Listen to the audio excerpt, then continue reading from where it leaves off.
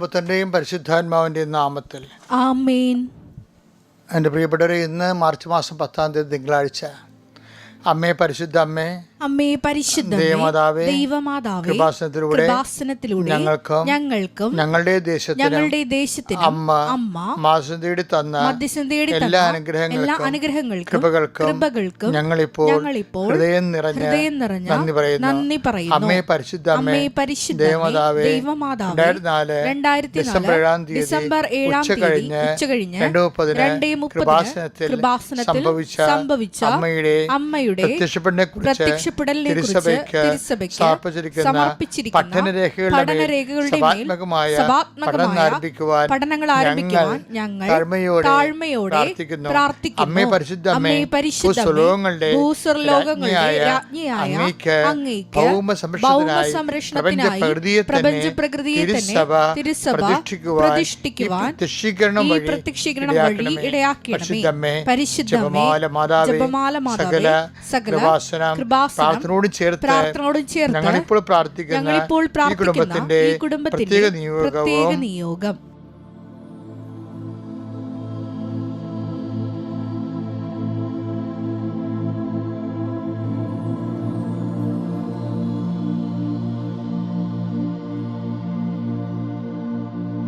അമ്മയുടെ പ്രത്യക്ഷീകരണത്തിന്റെ ഈ അനുഗ്രഹവേളയിൽ ഞങ്ങൾക്ക് സാധിച്ചു തരുവാൻ കനിയണമേ. ആമേൻ. വിശ്വാസ പ്രമാണം. സർവശക്തനായ പിതാവും ആകാശത്തിന്റെയും ഭൂമിയുടെയും സൃഷ്ടാവുമായ ദൈവത്തിൽ ഞാൻ വിശ്വസിക്കുന്നു.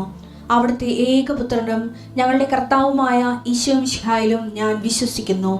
ഈ പുത്രൻ പരിശുദ്ധാത്മാവിനാൽ ഗർഭസ്ഥനായി കന്യകാമറിയത്തിൽ നിന്ന് പിറന്ന് പൊന്തിയോസ് പീലാത്തോസിന്റെ കാലത്ത് പീഡകൾ സഹിച്ച് കുരിശിൽ തറയ്ക്കപ്പെട്ട് മരിച്ച് അടക്കപ്പെട്ട് പാതാളങ്ങളിൽ ഇറങ്ങി മരിച്ചവരുടെ ഇടയിൽ നിന്ന് 3-ാം നാൾ ഉയർത്ത് സ്വർഗത്തിലേക്ക് എഴുന്നള്ളി സർവശക്തിയുള്ള പിതാവായ ദൈവത്തിന്റെ വലതുഭാഗത്തിരിക്കുന്നു. അവിടെ നിന്ന് ജീവിക്കുന്നവരെയും മരിച്ചവരെയും വിധിക്കുവാൻ വരുമെന്നും ഞാൻ വിശ്വസിക്കുന്നു. പരിശുദ്ധാത്മാവിലും ഞാൻ വിശ്വസിക്കുന്നു. വിശുദ്ധ കത്തോലിക്കാ സഭയിലും പുണ്യവാന്മാരുടെ ഐക്യത്തിലും പാപങ്ങളുടെ മോചനത്തിലും ശരീരത്തിന്റെ ഉയർപ്പിലും നിത്യമായ ജീവിതത്തിലും ഞാൻ വിശ്വസിക്കുന്നു. ആമേൻ. സ്വർഗ്ഗസ്ഥനായ ഞങ്ങളുടെ പിതാവേ, അങ്ങയുടെ നാമം പൂജിതമാകണമേ. അങ്ങയുടെ രാജ്യം വരണമേ. അങ്ങയുടെ തിരുമനസ് സ്വർഗത്തിലെ പോലെ ഭൂമിയിലും ആകണമേ. അന്നു വേണ്ടുന്ന ആഹാരം ഇന്ന് ഞങ്ങൾക്ക് തരണമേ. ഞങ്ങളോട് തെറ്റ് ചെയ്യുന്നവരോട് ഞങ്ങൾ ക്ഷമിക്കുന്നത് പോലെ ഞങ്ങളുടെ തെറ്റുകൾ ഞങ്ങളോടും ക്ഷമിക്കണമേ. ഞങ്ങളെ പ്രലോഭനത്തിൽ ഉൾപ്പെടുത്തരുതേ, തിന്മയിൽ ഞങ്ങൾ രക്ഷിക്കണമേ. ആമേൻ. നന്മ നിറഞ്ഞ മറിയമേ, സ്വസ്തി. കർത്താവ് അങ്ങയുടെ കൂടെ സ്ത്രീകളിൽ അങ്ങ് അനുഗ്രഹിക്കപ്പെട്ടവളാകുന്നു. അങ്ങയുടെ ഉദരത്തിൻ ഫലമായി ഈശോ അനുഗ്രഹിക്കപ്പെട്ടവനാകുന്നു. പരിശുദ്ധ മറിയമേ, തമ്പുരാന്റെ അമ്മേ, പാപികളായ ഞങ്ങൾക്ക് വേണ്ടി ഇപ്പോഴും ഞങ്ങളുടെ മരണസമയത്തും തമ്പുരാനോട് അപേക്ഷിക്കണമേ. ആമേൻ. കർത്താവ്, ഈ പ്രാർത്ഥനയിൽ ആശ്രയിച്ചുകൊണ്ട് ഈ പ്രാർത്ഥിക്കാൻ വേണ്ടി ഇന്നലെ തന്നെ കിടന്നുറങ്ങാൻ നേരത്ത് ഇന്നത്തെ പ്രാർത്ഥനയെ കൂടണം, എന്നിട്ട് വേണം ഇന്ന കാര്യത്തിന് പോകാനെന്ന് വിചാരിച്ച് നിയോഗം വെച്ച് കിടന്നുറങ്ങി എഴുന്നേൽക്കുന്നവരുണ്ട്. കർത്താവെ, അവിടെ കാര്യം ഇന്ന് സാധിക്കണേ ഈശോയെ. അങ്ങനെ മക്കൾക്ക് വേണ്ടി ഞാൻ പ്രാർത്ഥിക്കുന്നു. പരീക്ഷ എഴുതുന്ന കുഞ്ഞുങ്ങൾക്ക് വേണ്ടി ആ പരീക്ഷയുടെ മേലെല്ലാം കർത്താവിൻ്റെ ഉന്നതമായ വിജയം. ഒരു 2 ശനി ഞായറും പഠിച്ചതിന് ശേഷം കുഞ്ഞുങ്ങൾ പരീക്ഷ എഴുതാൻ പോവുകയാണ്. +2-കാരുടെയും +1-കാരുടെയും പരീക്ഷ ആരംഭിക്കാൻ പോകുന്നു. അങ്ങനെ പരീക്ഷയുടെ വലിയൊരു കാലമാണ്. കുഞ്ഞുങ്ങൾ ഡിസ്റ്റർബ് ചെയ്യപ്പെടാതിരിക്കാൻ വേണ്ടി കുടുംബത്തെ ഞാൻ ആശ്രയിച്ച് പ്രാർത്ഥിക്കുന്നു. കർത്താവ്, മാതാപിതാക്കന്മാരുടെ എല്ലാ ആധികളെയും വ്യക്തികളെയും കുഞ്ഞുങ്ങളെ എല്ലാവരെയും എവിടെയെങ്കിലും എത്തിക്കണമല്ലോ എന്ന് വിചാരിച്ചുകൊണ്ട് എന്ത് ചെയ്യുമെന്ന് പരസ്പരം ആലോചിക്കുന്നൊരു എത്തും പിടിയും കിട്ടാത്ത മാതാപിതാക്കന്മാരെ പ്രത്യേകം ഈ സമയത്ത് ആശ്രയിച്ച് പ്രാർത്ഥിക്കുന്നു. അവർക്ക് ദൈവം ഒരു ആശീർവാദം, നിങ്ങൾക്കൊരു വഴി കാണിച്ചു തരും.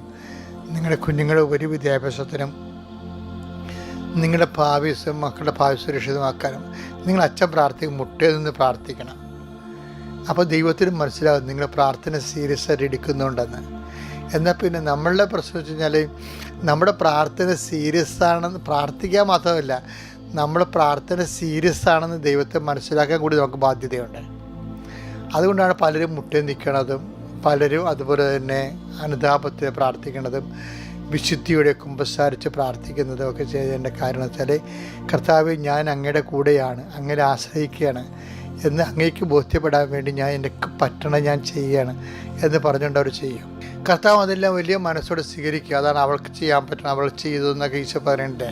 അപ്പോൾ നമ്മുടെ ഏത് തരത്തിലുള്ള പ്രവർത്തനങ്ങളെയും കർത്താവ് അത് ആത്മാർത്ഥമാണെങ്കിൽ ഈശോ അംഗീകരിക്കും.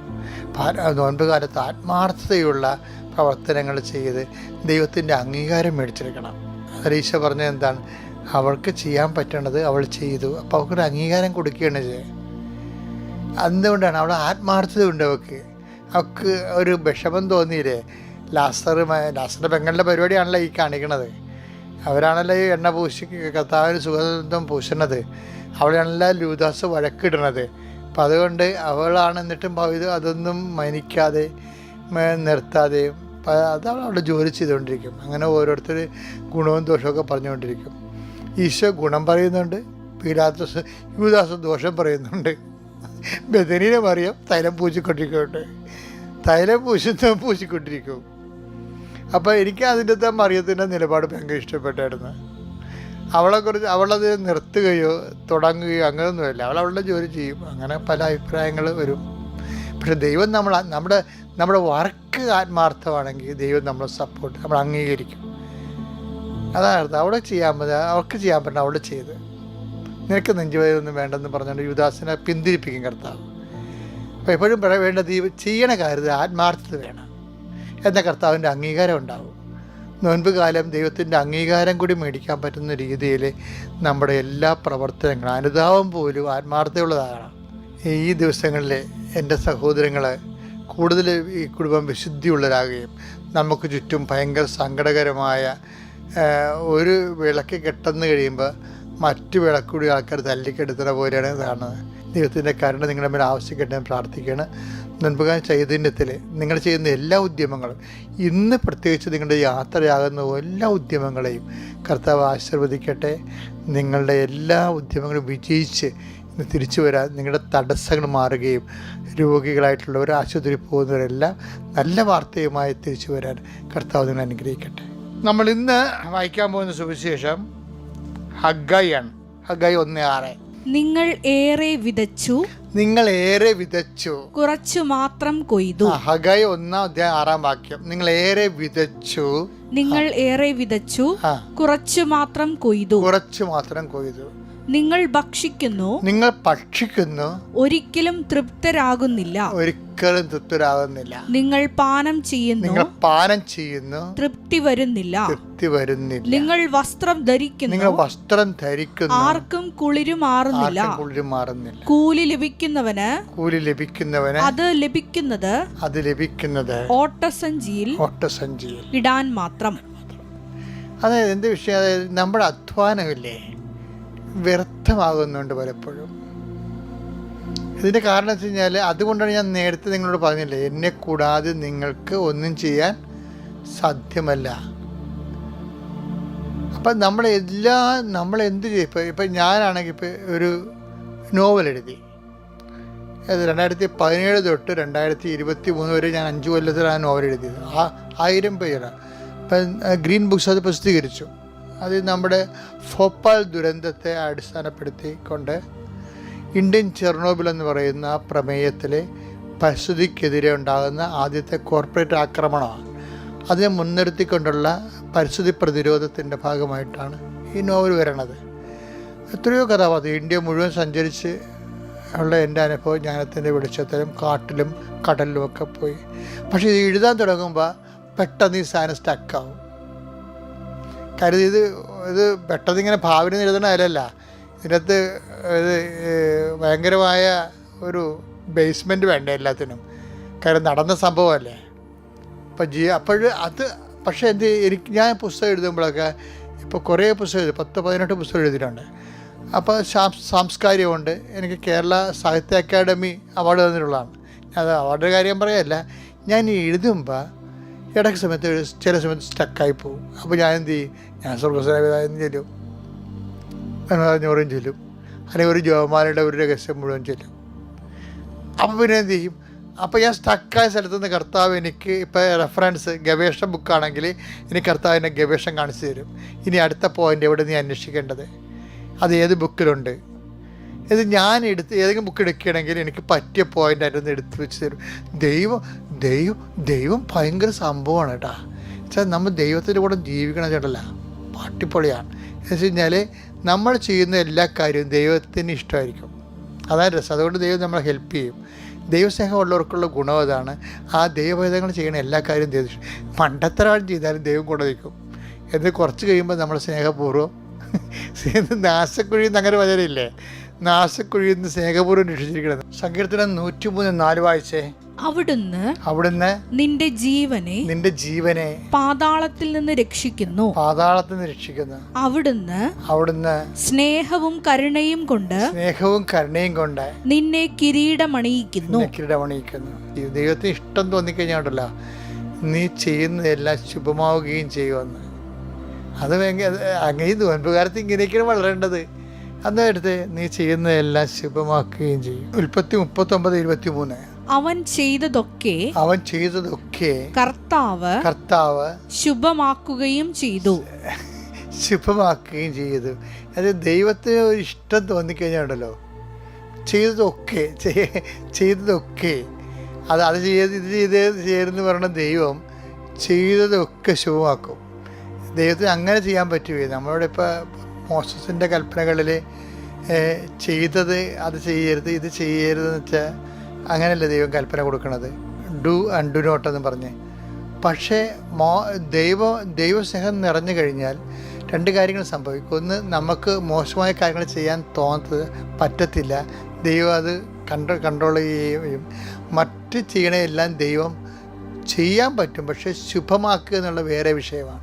ഇപ്പോൾ പൗലോസ് പറയണില്ലേ, എല്ലാം എല്ലാവർക്കും പ്രയോജനമല്ല. പ്രഭാഷണം 37:28. എല്ലാവർക്കും എല്ലാം നന്നല്ല, എല്ലാവർക്കും എല്ലാം നല്ലതല്ല, എല്ലാവരും എല്ലാം ആസ്വദിക്കുന്നുമില്ല. അവസ്ഥ വിഷയത്തിൻ്റെ അവസ്ഥ ഇതാണ്. അപ്പം അതുകൊണ്ടാണ് ശുഭമാക്കുക എന്ന് വേണ്ടി വരണത്. എല്ലാവർക്കും നല്ലതല്ല, എല്ലാവരും എല്ലാം ആസ്വദിക്കണമില്ല. പിന്നെ എന്ത് ചെയ്യണം? പിന്നെ അതുകൊണ്ടാണ് ഇതിൻ്റെ അകത്ത് ഈ ഭംഗിപ്പെടുത്തൽ വരേണ്ടത്. എന്താണ്? അവൻ ചെയ്തതെല്ലാം അവിടുന്ന് ശുഭമാക്കുകയും ചെയ്തു. അപ്പം നമ്മുടെ പ്രവൃത്തികളുടെ മേൽ ദൈവത്തിൻ്റെ ഒരു ഭംഗിപ്പെടുത്തൽ വേണം. അപ്പോഴെന്ത് പറ്റും? അത് എല്ലാം നല്ലതാണ്, പക്ഷെ എല്ലാം പ്രയോജനകരമല്ല. അങ്ങനെ വാക്കുണ്ട്. 1 കേട്ടാ വായിച്ചേ. എല്ലാം എനിക്ക് നിയമാനുസൃതമാണ്, എന്നാൽ എല്ലാം പ്രയോജനകരമല്ല. എല്ലാം എനിക്ക് നിയമാനുസൃതമാണ്. ഈ പ്രയോജനകരമാക്കി തീർക്കുന്നത് എന്താണ്? അതാണ് ശുഭമാക്കുകയും ചെയ്തു. ശുഭമാക്കുക ദൈവത്തിൻ്റെ ഭാഗത്ത് നിന്ന്, ദൈവത്തിൻ്റെ സ്പേസാണത്. ഇപ്പം ആൾക്കാർക്ക് പറഞ്ഞ എന്തറിയാവോ, അവർക്ക് ചെയ്യാവുന്ന കാര്യങ്ങൾ ഒരിക്കലും ദൈവത്തോട് ഡിസ്കസ് ചെയ്യത്തില്ല. ഓടെ പോകണം, ഞാൻ പോകണ്ട, ഞാനല്ല പോണം, ദൈവമല്ലല്ല. അങ്ങനെ മുഷ്കന്മാരും തണ്ടുരോഗികളൊക്കെ ഉണ്ടാവും. കർത്താവേ, ഇതൊക്കെ ഉണ്ടെങ്കിലും നീയാണ് അവസാനം എനിക്ക് പറയാനുള്ള ആൾ എന്ന് പറയുമ്പോൾ ദൈവത്തിൻ്റെ അതാണ്. ദൈവം എല്ലാം മോസസിൻ്റെ എല്ലാം ശുഭമാക്കുകയും ചെയ്യും. അങ്ങനെയാണ് ഒരു ദിവസം ശുഭമാകണത്, അങ്ങനെയാണ് ജീവിതം ശുഭമാകണത്. Praise the Lord.